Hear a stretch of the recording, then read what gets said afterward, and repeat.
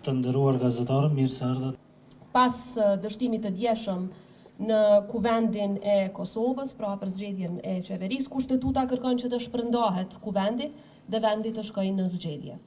Sot kam pranuar zyrtarisht edhe vendimin e kuvendit, ku konfirmohet edhe formalisht një gjë e tillë dhe menjëherë kam mbledhur partitë politike për konsultime. Mirë po para se ta nënshkruaj dekretin për shpërndarje të kuvendit, sot kam bërë përpjekjen e fundit që partitë parlamentare të kthehen edhe sot gjatë ditës njëherë në kuvend dhe të miratojnë së pari zgjatjet buxhetore në mënyrë që as pagat e qytetarëve tanë e as funksionimi i shtetit tonë të mos bllokohen, por të kemi buxhet bile deri në fund të marsit 2026. Së dyti, pakon presidenciale prej 5 marrëveshjesh ndërkombëtare në vlerë prej mbi 1 miliard euro, dhe së treti çështje të tjera të rëndësisë së veçantë, siç janë buxheti i kryeqytetit dhe buxhetet të tjera, si dhe buxheti i RTK-s e çështje të tjera për të cilat kam shpresuar për vullnet politik. Fatkeqësisht përkundër përpjekjeve të mëhershme dhe përpjekjeve të sotme, nuk kishte vullnet mjaftueshëm politik që këto vendime të rëndësishme për qytetarët tanë të kryhen sot para se ta nënshkruaj dekretin për shpërndarje të kuvendit. Ju njoftoj se ka ekzistuar baza kushtetuese e qartë që edhe pas dështimit të mandatarit të dytë të kuvendit, kuvendi të mblidhet dhe të marrë vendime. Kjo është konfirmuar edhe në aktgjykimin e gjykatës kushtetuese të vitit 2020, ku thuhet se dështimi i mandatarit të dytë, pra për të zgjedhur, nuk nënkupton shpërndarjen automatike të kuvendit. Pra kuvendi mund të jetë funksional deri në momentin kur nënshkruhet dekreti presidencial për shpërndarje. Megjithatë, në mungesë të vullnetit politik që të merren këto vendime, nuk ka pasur zgjidhje tjetër pos që menjëherë sot ta nënshkruaj këtë dekret, pra kuvendi tashmë është i shpërndar. Është për keqardhje që nuk u arrit një dakordim i tillë, jo sepse marrëveshjet ishin të dobta, jo sepse ato nuk ishin të domosdoshme, por thjesht sepse mungoi vullnet politik. Ato nuk ishin thjesht dokumente teknike, ishin plane të qarta, konkrete dhe të matura, që prekin drejt për drejt ekonominë, arsimin, shëndetësinë dhe mirëqenien e qytetarëve tanë.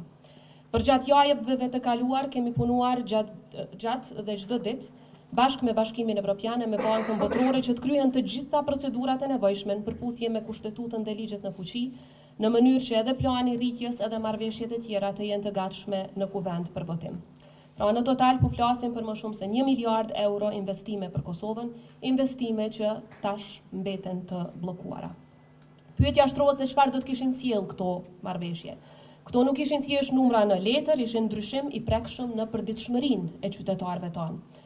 Fëmijët do të kishin qasje më të mirë në edukim cilësor dhe kujdes të hershëm, studentët dhe të rinj do të lidheshin me tregun modern të punës, familjet me asistencë sociale do të përfitonin mbështetje të drejtë dhe të qëndrueshme, mjekët, infermierët dhe pacientët do të kishin shërbime moderne, spitale funksionale dhe sisteme digjitale që më në fund funksionojnë. Bizneset dhe fermerët do të shihnin një ekonomi më stabile, energji më të besueshme dhe infrastrukturë që hap mundësi.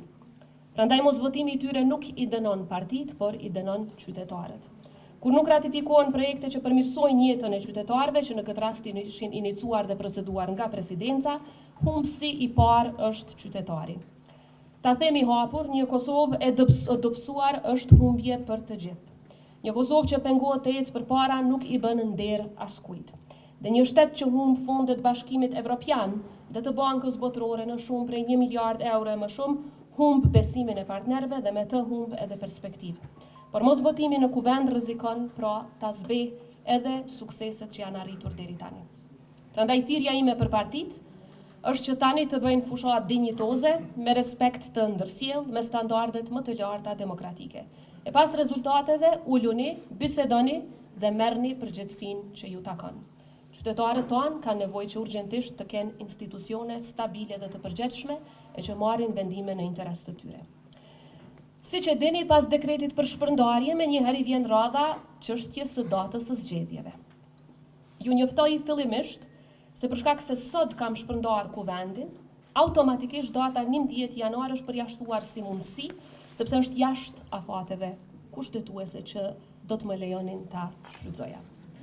Sa i përket datës 4 janar, jemi njoftuar që nëse zgjedhjet mbahen në janar, sipas legjislacionit në fuqi dhe me që nuk kemi tashmë buxhet të miratuar për vitin e ardhshëm, Atëherë KQZ-s do t'i lejohej sipas ligjit të përdorë vetëm 1/12 e buxhetit të saj, që i bjen maksimum diku rreth 1 milion apo 1.5 milion. Përderisa për këto zgjedhje është kalkuluar që mesatarisht do të kushtojnë rreth 8 milion.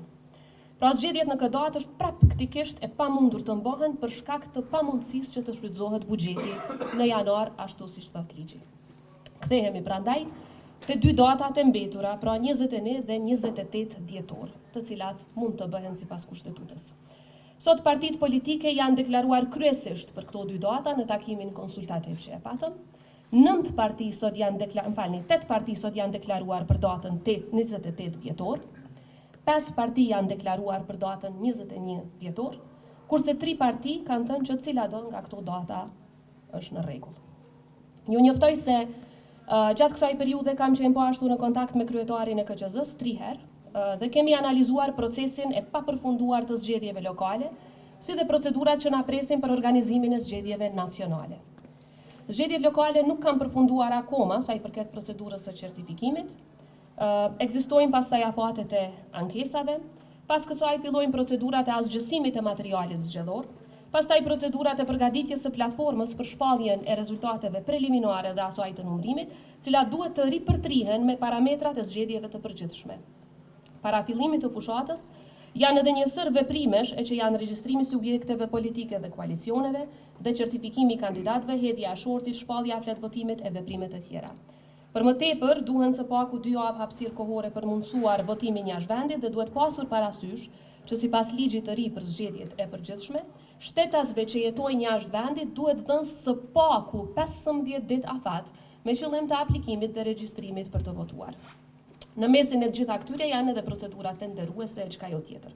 Pra të gjitha këto e bëjnë praktikisht të pamundshme edhe datën 21 dhjetor, jedimisht data 28 dhjetor është data që kam vlerësuar se mbetet data e vetme e mundshme, sado që edhe kjo datë paraqet deri diku sfida për KQZ-n. Leonit ju njoftoj se sipas rekomandimeve të Komisionit Evropian për reformën zgjedhore në Kosovë, të cilat janë publike, në rast të zgjedhjeve të parakoshme, KQZ-s duhet t'i japën së paku 2 muaj kohë për t'i përgatitur ato. Meqense ne në kushtetut e kemi të përcaktuar që afati maksimum është 40 ditë, atëherë si presidente e kam për detyrë që të jap afatin më të gjatë e jo afatin më të shkurt, në mënyrë që të kemi mundësi të eliminojmë së paku disa nga sfidat e organizimit të shpejt të zgjedhjeve, sado që po e përmend, jo të gjitha do të eliminohen edhe me datën 28 dhjetor, por me shpresën që KQZ-ja do ta bëjë të pamundurën që ato të organizohen në mënyrë të rregullt. Edhe një herë është fati keq për qytetarët dhe për Kosovën që sërish po detyrohemi të shkojmë në zgjedhje. Megjithatë, ky ishte vullneti i partive politike të dala nga zgjedhjet e nënshkurtit. Ju uroj suksese në këtë proces me shpresë që menjëherë pas zgjedhjeve e pa asnjë zvarritje të vetme do të kemi konstituimin e kuvendit të zgjedhjen e qeverisë së re.